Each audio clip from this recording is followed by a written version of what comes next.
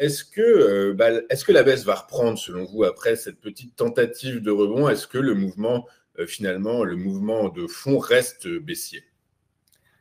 Alors, non, le mouvement de fond, il est haussier. Il est On a haussier. eu une consolidation d'un mouvement haussier. Et là, mon graphique, il va depuis le mois de juin. Et là, la tendance, elle est clairement haussière, hein. Vous voyez, la moyenne mobile sans période, elle est clairement orientée à la hausse. Elle a une pente tout à fait correcte, hein. On est passé de 25 euros à 32 euros.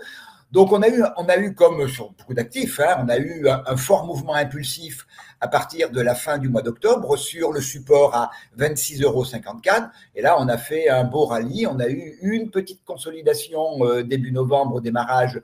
Et après, depuis, ça a été en ligne droite, avec qui plus est l'ouverture d'un gap haussier autour de 30 euros, 30 euros 30. Et on est venu chercher donc un niveau de résistance à 32,82 euros.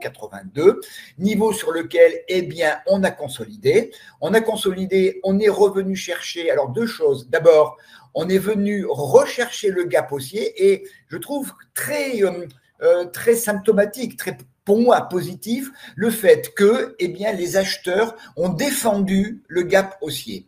Et ils ont aussi défendu, puisqu'on en est sorti, une zone que j'ai indiquée ici, qui est une zone de support entre 30,10 euros et 30,45 euros. On voit c'est une zone qui a fait résistance au mois de juillet. On est venu très largement la tester pendant 15 jours, 3 semaines entre fin août et le mois de septembre. On l'a franchi en gap. On l'a franchi en gap. Le gap a été très légèrement comblé partiellement par la consolidation très récente. Et là, les prix repartent vers le haut. Ma moyenne mobile sans période également se trouve au bas de ma zone de support. Et le niveau sur lequel on a rebondi, c'est tout simplement le retracement 38,2 de tout le mouvement haussier entre fin octobre et le début de cette année. Donc, contrairement à Arcelor il y a quelques instants, j'ai une vision beaucoup plus favorable pour le titre Michelin parce que eh bien, je n'ai que des éléments, je dirais, techniques en faveur de la reprise de la hausse de Michelin. Alors, en direction de... Alors, j'ai un premier niveau à 31,73, 32,20. Le plus haut de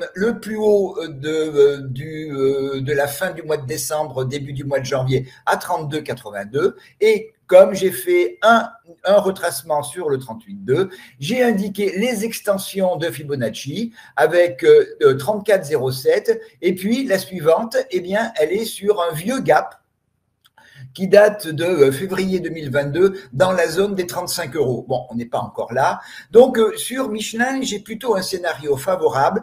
Ce scénario serait totalement remis en cause si on venait clôturer, clôture quotidienne, sous 30 euros.